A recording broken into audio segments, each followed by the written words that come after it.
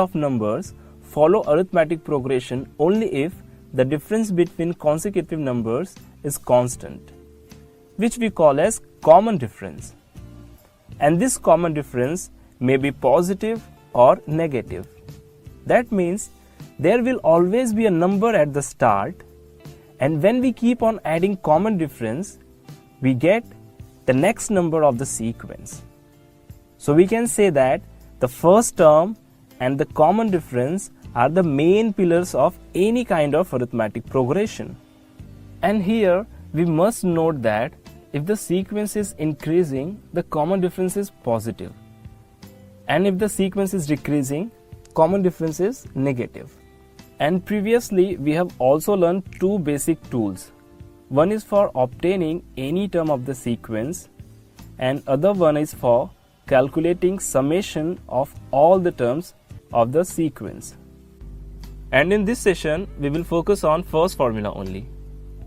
If we notice here, there are total 4 parameters: T1, N, D and Tn. For understanding this, let us consider a sequence. The sequence is 2, 4, 6, 8 and so on. So here we can notice the sequence is starting with 2. So this is our first term. So T1 is 2. And the difference between any consecutive number, for example, difference between 2 and 4, 4 and 6 and 6 and 8 is 2.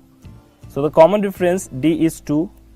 Or we can even say that the value of the term at the first position is 2, at the second position is 4, and like that only the value of term at the fourth position is 8. That means we can say that N represents the position of the term, where Tn represents the value of term at that particular position. Okay, so now we know what exactly these parameters represent or denote. But many a times we find it difficult to identify what is given and what exactly we need to find. So let us learn how to go about it. Here is a situation. It says Steffi's salary in the first month is 15,000 and every month she gets an increment of 100. So what do you understand by it? See here, if the increment is of 100, so in the next month she will get 15,100 and then 15,200 and so on. So we can say that the 15,000 is the first term, that is T1, and the increment is of 100. That means common difference D is 100. And further it says we need to calculate her salary in 20th month. So now tell me what is given and what is asked. The position of the term is given 20. That means N equals 20. And we have to find the value of the term at that particular position. That is T20. So we have got 3 parameters, T1, D and N.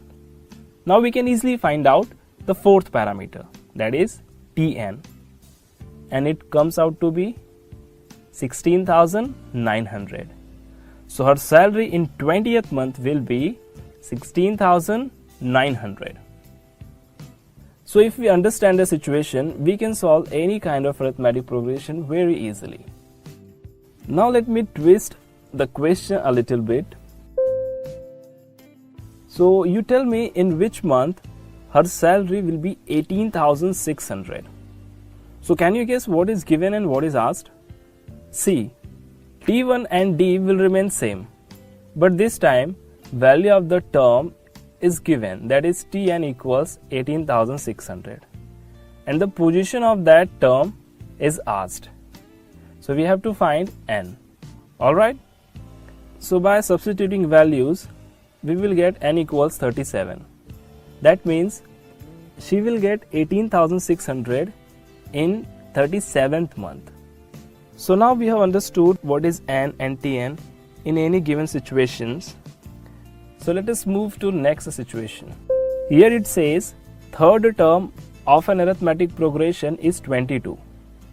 That is T3 equals 22, and 17th term is minus 20.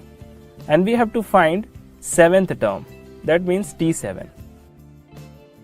We know that any term of the sequence can be written in the form of first term and the common difference. So even T7 can be written as T1 plus 6D.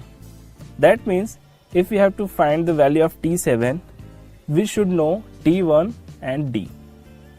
And we have to find T1 and D by given two values, that is T3 and T17.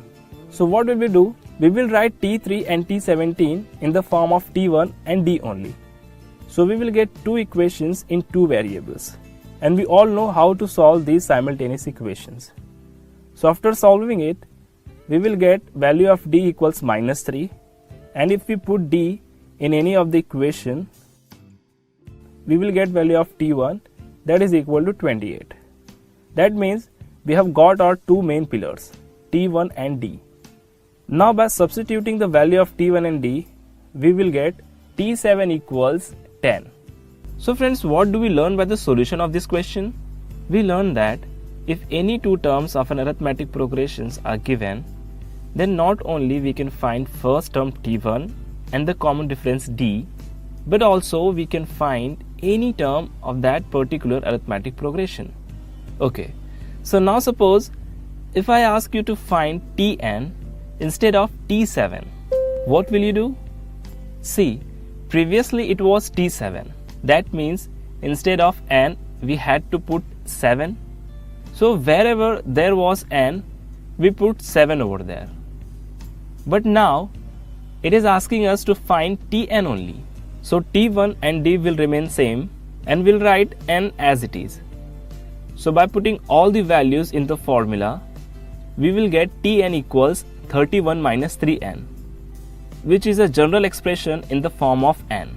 For example, if you want to cross check whether T7 we found was correct or not, so you just put the value of n equals 7 and you will get T7 equals 10.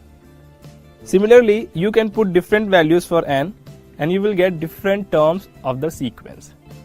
So friends, by now you can easily identify the different parameters of any kind of arithmetic progression and you can solve any question asked on that.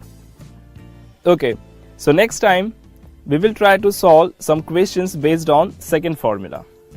Till we meet next time, here is a question for you. Find the 15th